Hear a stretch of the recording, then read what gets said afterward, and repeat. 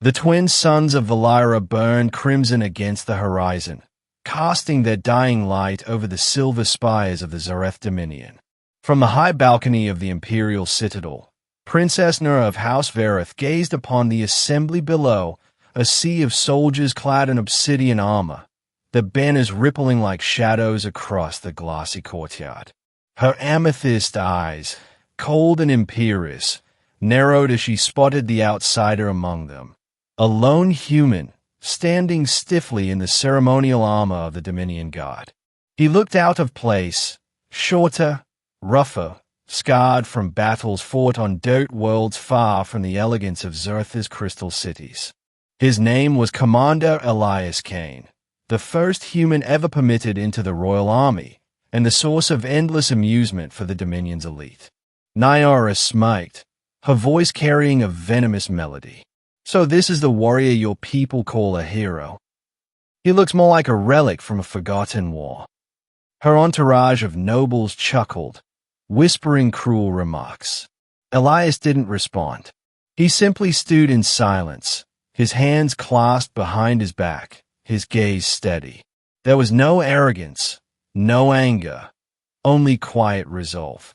That unnerved her more than she cared to admit. Elias had earned his position not by privilege, but through survival. The Dominion had discovered humanity on the fringes of the galactic frontier, a dying race on a dying world.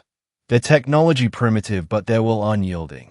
When the Dominion sought to enslave Earth's remnants, the humans resisted fiercely, led by soldiers like Elias. His defiance impressed the Dominion's Empress herself, Nyara's mother, Empress Sithis, who offered him a place within their ranks instead of execution. To Nyara, that mercy was an insult to her empire. Humans were supposed to be conquered, not celebrated. Months passed, and whispers spread through the corridors of Vareth. Commander Kane's victories on the frontier multiplied. While Dominion generals failed to subdue the rebellious Niburian clans, Kane succeeded, not through brute force, but strategy. He turned enemies into allies, using empathy the Dominion saw as weakness. And somehow, it worked. When Nyara was assigned to lead a diplomatic escort into the volatile sector of the Helli's Rift, she was horrified to find Elias appointed as her second-in-command. "This is absurd," she spat before the council. "A human commanding Dominion soldiers." Her mother's voice silenced her, calm, but edged with power. "You will take him, Nyara, and you will learn why I trust him more than you." The princess bit her tongue, seething as she left the throne hall. Their journey through the Helli's Rift was plagued by ambushes and sabotage. Each time, Elias's quick thinking saved their convoy, predicting enemy strikes, rerouting energy shields, even sacrificing his own ship to draw fire away from the flagship. One night, as they drifted in the silent void after another narrow escape, Nyara confronted him. "Why do you risk your life for people who mock you?" she asked bitterly. "For an empire that will never see you as one of us." Elias looked at her with the same steady calm that had haunted her since their first meeting. "Because I don't serve the empire," he said quietly. "I serve the future, and I don't need your approval to do what's right." For the first time, Nyara found herself without a retort. There was something in his voice, a gravity she couldn't dismiss. Days later, the fleet was ambushed near the ruins of Zythera 9. The enemy unleashed an ancient weapon, a graviton storm that tore ships apart like paper.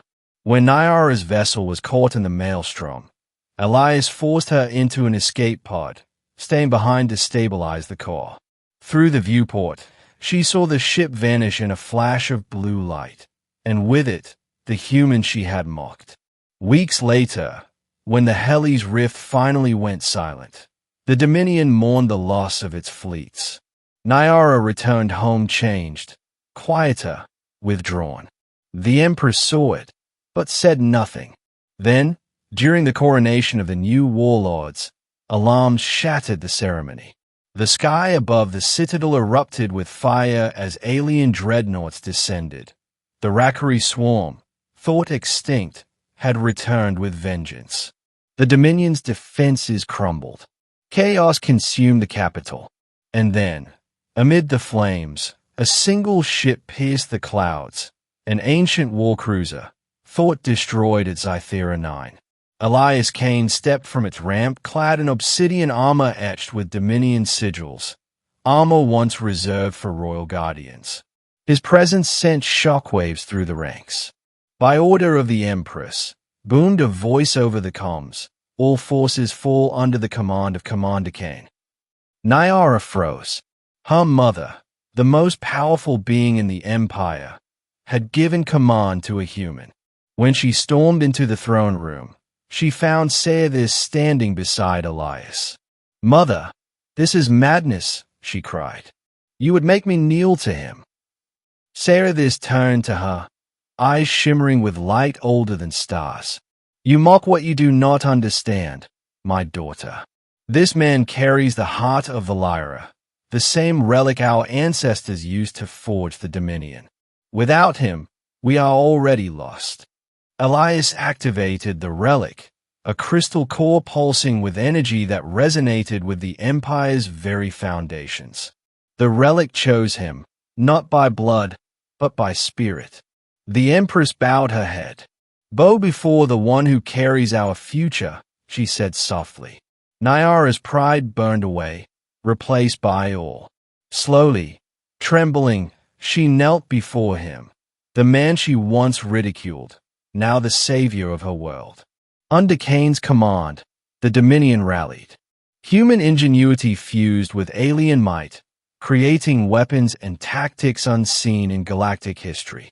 Together, they turned the tide, driving the Rakari back into the void. When the war finally ended, the Empress announced her retirement, and in her place, she named two successors, Elias Kane, the Warden of the Dominion, and Princess Nyara, his co-sovereign. As they stood before the galaxy, Nyara looked at him, the human she had mocked, the warrior she had once despised. "I never believed in destiny," she whispered, "but perhaps it believed in you." Elias smiled faintly. "Destiny doesn't choose the worthy," he said. "It chooses the willing." And as the twin suns rose again over the shining world of Valyra, the laughter that once mocked humanity became a vow of loyalty, sealed not by blood, but by respect.